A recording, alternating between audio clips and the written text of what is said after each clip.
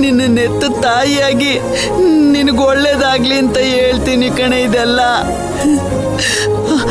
ಆಗಿದ್ದಾಗೋಯ್ತು. ನಿನ್ನ ಕೋಪನೆಲ್ಲ ಬುಟ್ಟಾಕಿ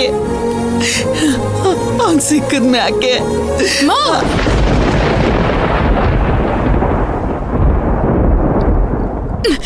ನಿನ್ ಕೈ ಮುಗ್ದು ಕೇಳ್ಕೊತೀನಿ,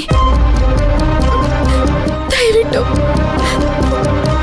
ಇನ್ಮ್ಯಾಕೆ ನೀನ್ ಅದ್ರ ಬಗ್ಗೆ ಮಾತಾಡ್ಬೇಡ.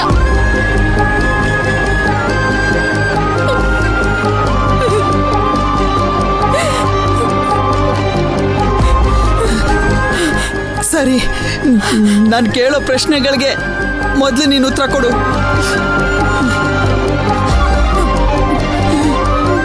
ನೀನು ಧ್ರುವನ್ನ ಮರ್ತುಬಿಟ್ಟ?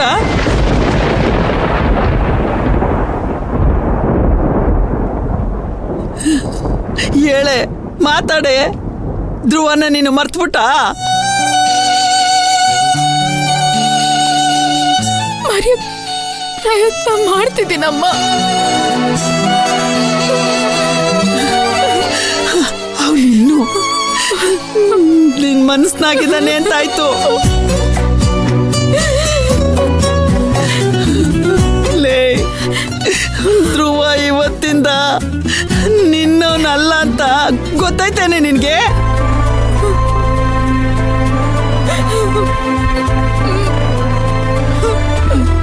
ಗೊತ್ತಿದೆ ಅನ್ಬೇಕೆ ಇನ್ನು ಯಾಕೆ ಅವನ್ನ ನಿನ್ ಮನ್ಸಲ್ಲಿ ಇಟ್ಕೊಂಡಿದ್ಯಾ? ಮರ್ತ್ಬಿಡು, ಮರ್ತ್ಬಿಡೆ, ಈಗ್ಲೇ ಮರ್ತ್ಬಿಡು.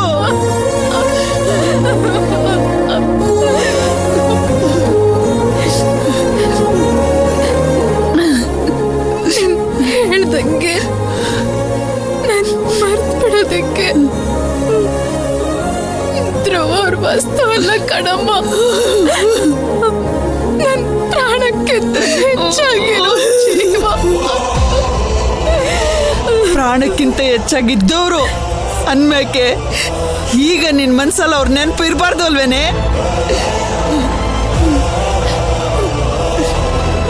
ಅದೇ ಹೇಳ್ತಿದ್ದೀನಲ್ವಾ, ಆದಷ್ಟು ಬೇಗ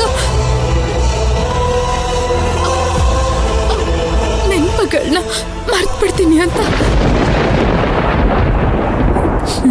ಇವತ್ತು ಧ್ರುವನ್ ನಿಶ್ಚಿತಾರ್ಥ ನೆನಪದೇ ಅಲ್ವೇನವ?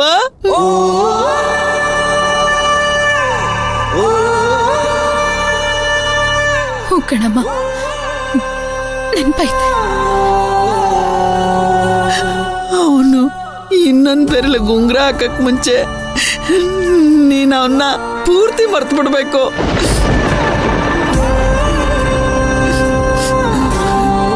ನೀನಾಗ್ಲೇ ತುಂಬಾ ಕಷ್ಟಪಟ್ಟಿದ್ಯಾ ನನ್ನವ್ವ. ಅಂಥದ್ರಲ್ಲಿ ಧ್ರುವ ಇನ್ನೊಂದು ಹುಡುಗಿನ ಮದ್ವೆ ಆಗೋದನ್ನ ನೀನ್ ನೋಡಕ್ಕಾಗ್ದೆ. ಅಯ್ಯೋ, ನಿಂಗೆ ಹೆಂಗೆ ಹೇಳಿ, ಇನ್ನೂ ನೀನು ಪಡೋ ಕಷ್ಟನ ನಮ್ಮಿಂದಂತೂ ನೋಡಕ್ಕಾಯ್ಕಿಲ್ಲ ಕಣವ, ನೋಡಕ್ಕಾಯ್ಕಿಲ್ಲ. ನೀನು ಈಗಲೇ ಧ್ರುವನ್ನ ಮರಿಬೇಕು. ಅದನ್ನ ನಿರ್ಧಾರ ಮಾಡಿ ನನ್ಗೆ ಮಾತು ಕೊಡು.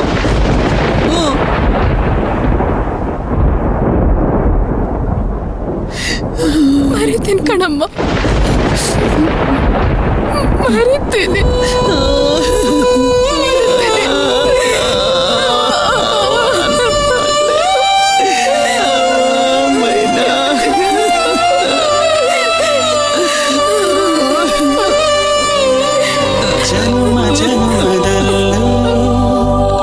ಜೊತೆಗೆ ನಡೆವ ಕನಸ ಕಂಡು ಎದೆಯ ತೋಟದಲ್ಲಿ ಪ್ರೀತಿ ಹೂವ ಬೆಳೆದು ಬೆಳೆದು ಬೆಂಕಿ ಮಳೆಗೆ ಬೆಂದು ಬೆಂದು ಜೀವ ಸೊರಗಿದೆ. ಎಲ್ಲ ನಿನ್ನ ಒಳ್ಳೇದಕ್ಕೆ ಕಣವ ಹೇಳ್ತಿರೋದು, ನೊಂದ್ಕೋಬೇಡವೇ.